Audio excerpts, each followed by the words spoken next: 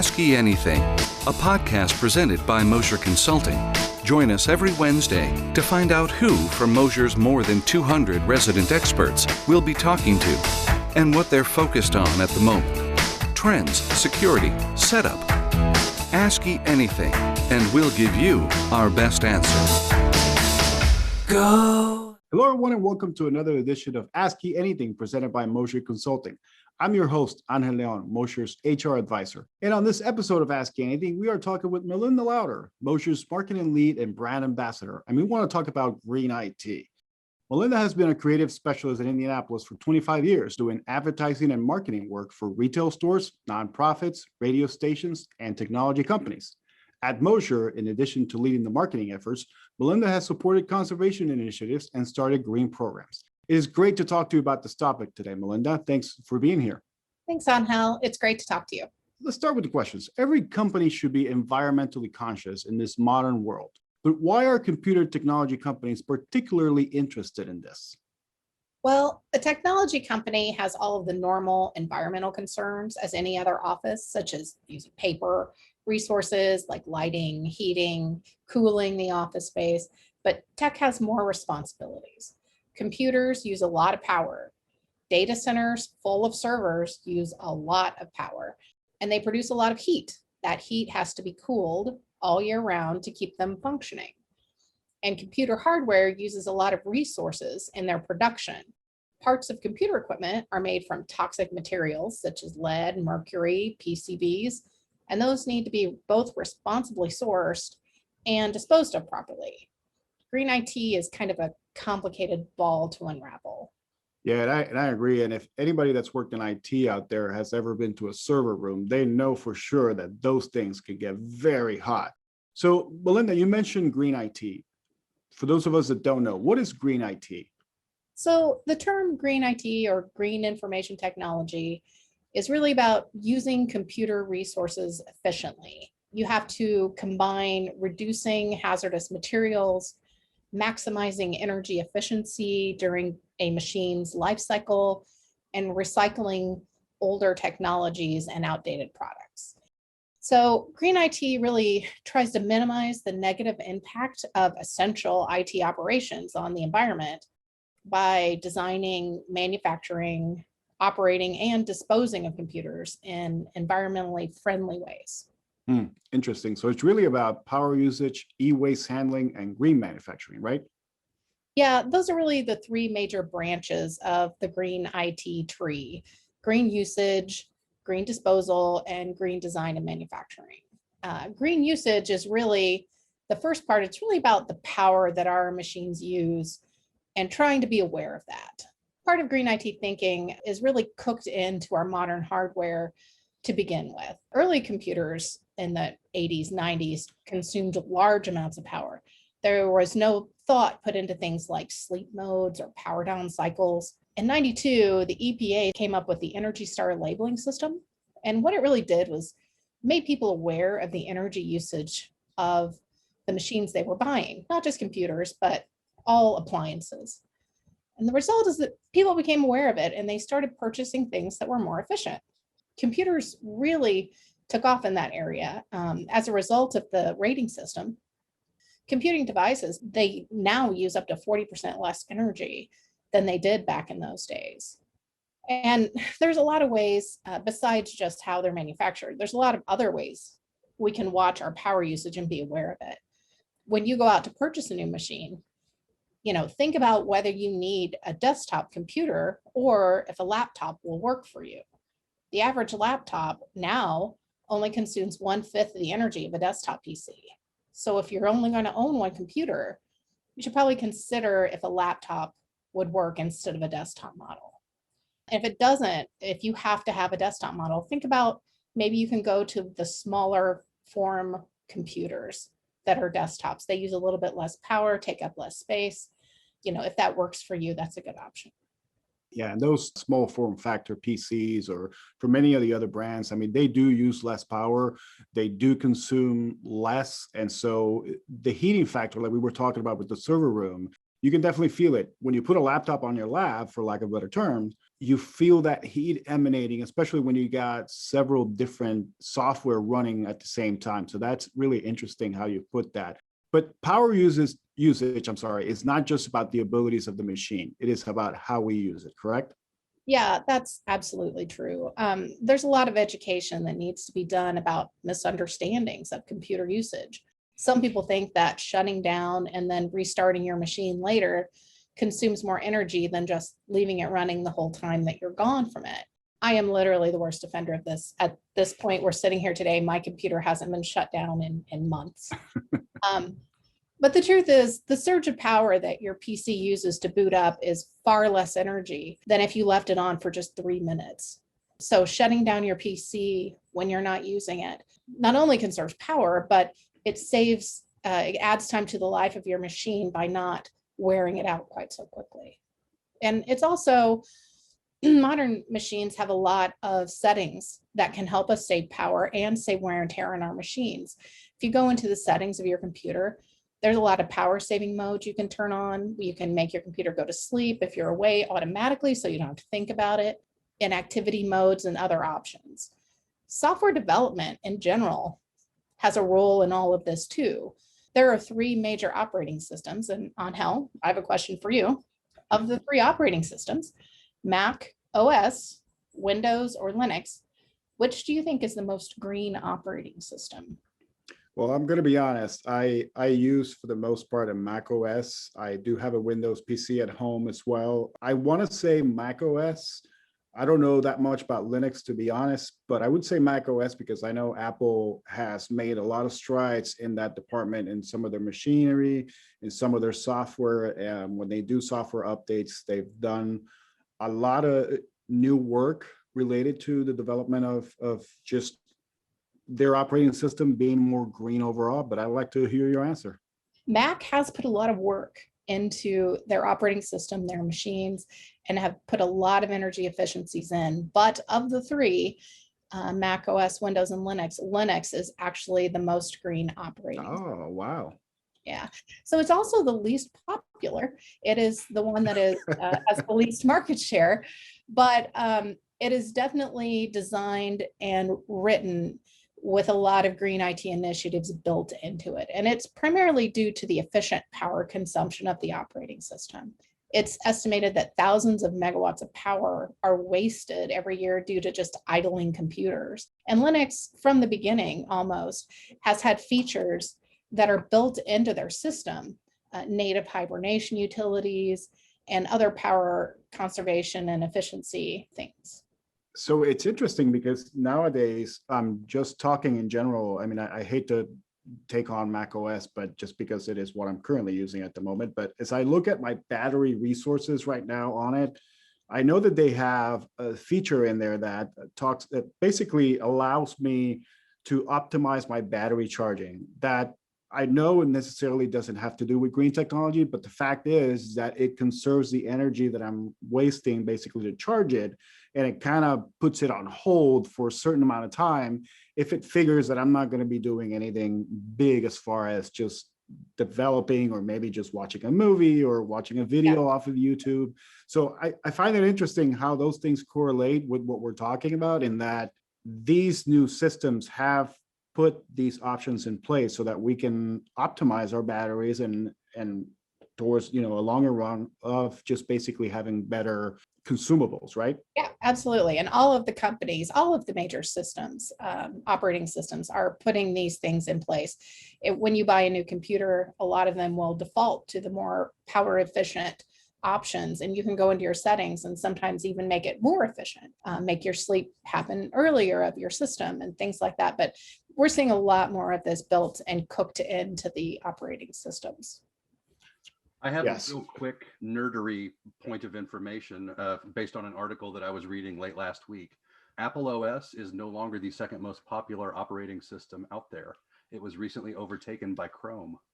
And this is producer Brian, by the way. Hi, everybody. Interesting note. Thank you, producer Brian. So let's dive a little bit deeper into the latter part of the process about green IT. So, and I'm talking about green disposal. So disposal and recycling of older equipment is starting to become a larger issue overall. What can you tell us about that? Yeah, the more years that go by, I don't know about for you, but for me, it means more computers, more laptops, more tablets, more phones that we own, and they start piling up. I know my local county had an electronics recycling event last year, and we went through our closets and our storage locker, and we took out every old computer, monitor, phone, headphones, power cords. We really pulled out everything to take to this recycling center. We had a truck full, and I found even more after it was over for next year. But I tell you, when I took one of those laptops out of my closet, I found out that the battery, and this laptop was probably 5 or 6 years old. It was a couple versions back. The battery had swollen up and was bulging. It was very scary to see. These machines are filled with caustic, toxic chemicals, and they have to be disposed of properly. They shouldn't just be sitting around. So we need to think about that and not just throw them in the trash or in a landfill, about really taking these to somebody who's a professional and can recycle these. And I know Apple even is taking their old phones, and you can turn in your phone at almost all of the vendors now when you buy a new phone, and they're taking it back and pulling. They actually made robots specifically to pull components out of old iPhones and recycle them and melt them down and make new components out of them. And that's a big change in thinking from even just 5 years ago for these companies. And go ahead. Oh, no, absolutely. I was going to agree with you, because this this new world that we're living in, where phones get updated every week or every year, I'm sorry. Computers get updated every year as well. New models come out every year. And like you were mentioning, Malinda, we get, iPads for our kids, iPads for ourselves, new computers for ourselves, new laptops for our kids that may be in high school or college, new iPhone, new Samsung comes out. We're all running to the stores to get them. And so there has to be an end game to these old devices. There has to be something that we can do.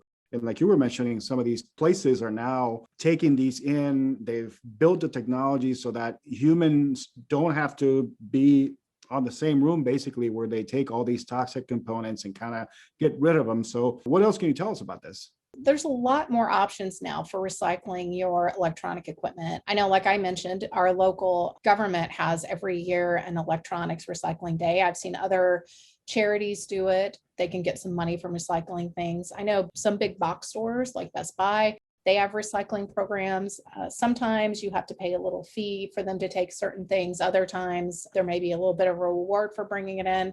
But I know Best Buy, on their website, they say they've recycled 2 billion pounds of electronics. That makes them literally the largest electronics recycling program but they're definitely not the only one.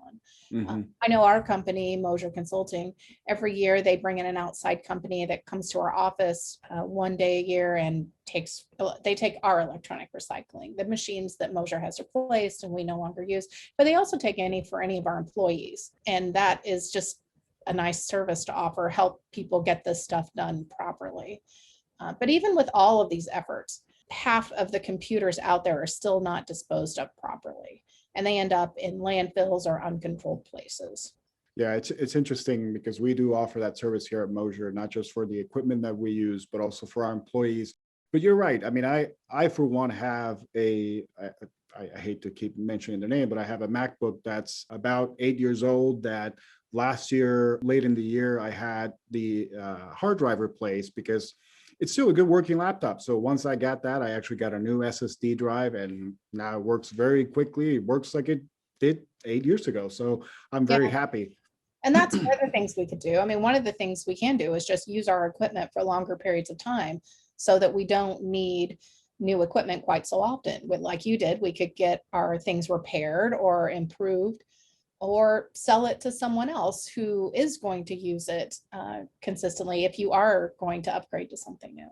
Right. So green usage and green disposal are things we can do something about. But what about green computer design and manufacturing? Yeah, we can't control how companies make computers, but we can become educated consumers. We can ask companies if they are using responsible sourcing for the raw materials to make the machines. And we can make sure that we buy and create a demand for energy efficient machines and devices. So if you're comparing qualities of several new laptops you're going to purchase, also make energy efficiency and responsible sourcing checkboxes on that list. I mean, most major companies are taking notice of this trend and waking up to responsible sourcing and recycling. Every major company has a conservation page where they've gone through what they're doing in this area. I know that I mentioned Apple earlier, who developed the robots just to take recycled parts out of old phones. They have a deep recycling page where they go into exactly how they're recycling elements and using them in new phones. And they say on there that every iPhone 11 now has recycled rare earth elements in it. And, they're really into energy efficiency, as are most computer companies. But the iPad 11 is 60% more efficient than Energy Star even requires it be. Yeah, and I like the way you put it, that companies now are looking into this, but also you as a consumer out there should be taking a look at what you're buying. You shouldn't just buy something. I mean, I guess I shouldn't say you shouldn't buy something because you like it, but if you are somebody that's thinking about staying green and helping the environment, this would definitely be a good moment to actually do a little bit of research and find out what laptop, what tablet, what phone might be best equipped for a greener environment. So that's something that you can do by just researching the topic. So yeah, absolutely. So moving on, how does cloud computing fit into this environmentally conscious way of thinking? I mean, because when people think of the cloud, people might not think this is a green environment using the cloud, but how does that work? Yeah, cloud computing is providing an opportunity to enact more green thinking on a really large scale. Back in the time of on-prem servers or in-house server rooms, every company had a large server room. They had using a lot of power to operate those servers, and each one produced a lot of heat. And they had to cool the room all year to keep the systems from overheating. Most data centers use as much energy to cool the computers as they do to power them. They just produce so much heat. This makes a huge energy drain, and every company used to have this. With moving things to large centralized server centers in the cloud, more large-scale energy-efficient systems can be put in place. Some large data centers have started pulling in cold winter air to pump into the data centers instead of using air conditioners all year round. In the winter months, at least, the air only has to be purified and humidified instead of chilled, and that uses much less energy than an air conditioner in the middle of winter. Green data centers also allow for server consolidation, scaling up on demand, managing computer consumption, and all of these things help with energy efficiency. I know Amazon Web Services did a study recently that showed their infrastructure is more than 3 times more energy efficient than the average enterprise data center. More than 2/3 of this is attributable to the combination of energy efficiency in the server population and a much higher server utilization. AWS data centers are also more energy efficient than enterprise data centers due to these types of comprehensive, large-scale things that they can enact. I'm sorry to interrupt, but I had to say something about being in a place where you brought cold air from the outside. I used to work at this office that we had our server room. It was so heated that they did that. They actually had to pull in cold air from the outside. They had to build sort of its own system so that they could get the cold air from the outside. And like you mentioned, it just wasn't cold air. They had to use humidifiers and everything in there because then they had to purify the air. But this is a room that was probably, I don't know, 20 by 20. I mean, it didn't have that many servers, but the fact that those servers were running 24/7 so that they can have their communication set up, it was amazing just how hot it got, especially during the summer. I mean, when you got summer heat outside, 90-degree weather, and you've got a room that's full of servers that is not going anywhere, it's not going to be turned off for no time at all, it can get pretty heated. So all those sources of energies that you can use, the natural source of energy, in this case, just bringing in that colder air during the winter, that definitely helps save some energy. Yeah, and it's unrealistic maybe to ask 200 individual companies to use these, to pay for these energy efficiencies, like doing that. Each one of them to set that up would be very expensive, but instead we can have one large company, one large in the cloud data center, set up a green IT, spreads the cost through like an economies of scale to all of the people who subscribe to it. And it's a much easier way to build green IT thinking into these data centers than having 100 or 200 individual companies trying to do these things on their own. Yes, absolutely agree. So what can the average corporation do now to help with green IT? Well, it's really about making sure you have good general green corporate practices, buying responsibly sourced and energy efficient machines for your employees. Be sure that you're recycling those with a good electronics recycling companies at the end of life. Like we just talked about on the cloud computing, consider switching to cloud computing where it makes sense for your business. I know right now most people are working from home, but it's also about doing as much as you can in your office to promote energy efficiency in all aspects of your office. I know our company Mosier has switched to LED lighting in our offices. We've put in motion detectors on the lights, so if nobody's there, they turn off. And we even have electric vehicle charging stations in our parking lots for the general public as well as for our employees. And just, being conscious of other things that our computer-driven lifestyle require. I know one of the things we noticed was that we were going through a lot of batteries at our corporate office, a lot of AA, a lot of AAA. And when we looked into it, it was for everybody's wireless mice and keyboards. So many people had wireless mice, wireless keyboards, wireless peripherals. And we were, the office managers were buying packets and packets of batteries. So we switched over to rechargeable batteries for those. And it not only helps the environment, disposable batteries in landfills are really just a waste, but it helps the bottom line. I mean, it's cheaper long-term to just recharge those batteries and get them back into people's devices. Well, and those are things that a lot of people probably don't think about, right? When we talk about changing batteries on your wireless mice and keyboard.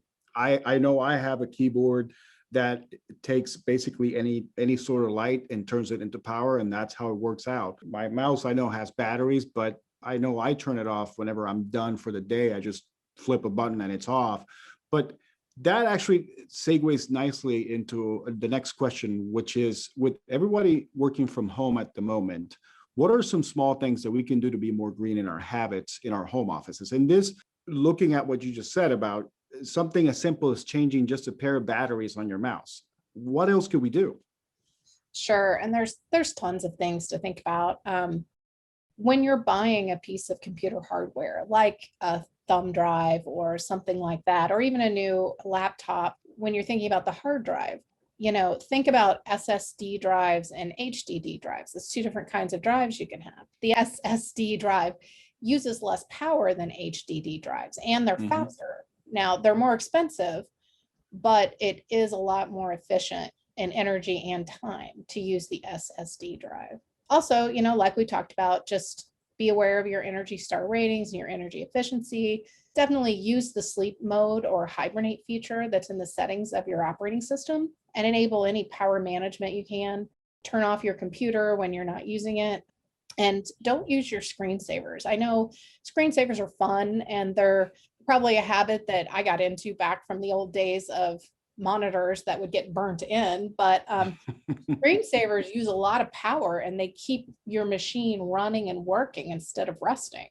So you mean I shouldn't use my screensaver with my cat on it? Probably not. As cute as he is, and as much as you'd like to go in there and just see him, it's probably not the best use of power. That's terrible. It is terrible. So besides that, what else could we do? I mean, I have to say, this point about the screensaver, this is something that when we were discussing this, it kind of blew my mind, because I, for one, and I joke about the cat screensaver, but I, for one, I mean, in my old laptops, I always used to do this, where I would put like a little collage of a couple of pictures, stuff that, if I go to travel somewhere, I take a nice picture, I put it in there. And I always, when my computer went to sleep or went to hibernate, it just showed a little screensaver around of the pictures that I took. So I like seeing that. But now you're telling me that I shouldn't do that because they're consuming power. And it makes sense because I always, after I would pick up my computer, I could still feel the heat coming off of it. So yeah, it really is a waste of power. Those are, you know, the screensaver thinking is kind of left over from the old days when our monitors weren't as great as they are now. And, you know, if the same image was on there too long, it would get burned in.